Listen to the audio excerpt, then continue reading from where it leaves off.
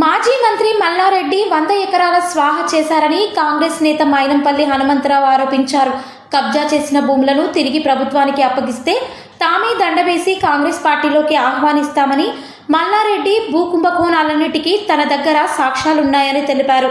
గత బీఆర్ఎస్ ప్రభుత్వం లక్షలాది ఎకరాలను కబ్జా చేయడంతో పాటు 6 లక్షల కోట్లు అప్పులు చేసిందని మైనంపల్లి విమర్శించారు. 20 ప్రొక్లైన్లు పెడతాం, ఏవైనా పెట్టి మొత్తం డెమాలిష్ చేసే వరకు వదిలిపెట్టా అని చెప్పి కూడా మీ అందరికీ విజ్ఞప్తి చేస్తున్న. దీంతో అంతం కాదు, ఈ 5 సంవత్సరాలు మీ వెంటనే పడతా.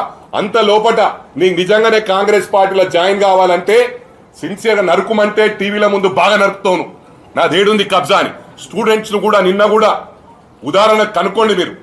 మా సార్ చెప్పిండు, మా ఎండి గారు చెప్పిండ్రు, మా చైర్మన్ గారు చెప్పిండ్రు గొడవ చేయమన్నారని. స్టూడెంట్స్ను మిస్యూజ్ చేయకు నాయన. ఎలక్షన్స్లో కూడా వాళ్ళని మొత్తం దొంగోట్లు వేయించినావు. పిల్లల పేరెంట్స్ను కూడా తీసుకుపోయి దొంగోట్లు చేయించినావు. నీకు విత్ ఎవిడెన్స్ చూపిస్తా. అవన్నీ చూపించాలంటే మొత్తం అడ్రస్ గల్లంత అవుతుంది. నువ్వు ఎన్ని పైసల రాజకీయం ఆడినా కాంగ్రెస్ పార్టీలో నడవది.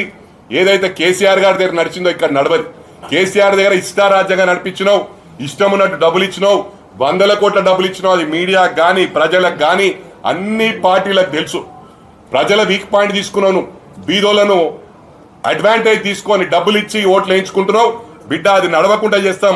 బీదవాళ్ళు లేకుండా చేసే ప్రయత్నమే మేము చేస్తాం. ఈ రాష్ట్రంలో, ఈ ప్రభుత్వంలో బీదవాళ్ళను కూడా లేకుండా చేయడమే మా ఆకాంక్ష.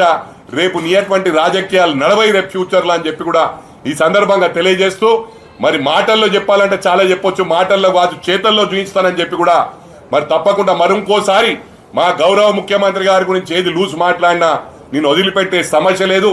మా కాంగ్రెస్ పార్టీ గురించి మాట్లాడినా వదిలిపెట్టే సమస్య లేదని చెప్పి ఈ సందర్భంగా తెలియజేస్తా ఉన్నా. మరోసారి చెంబిపూర్ రాజు గారికి, ఎందుకంటే విత్ ఎవిడెన్స్ 2011లో మీరు కూడా ఇక్కడ ఎస్ రాజు అంటే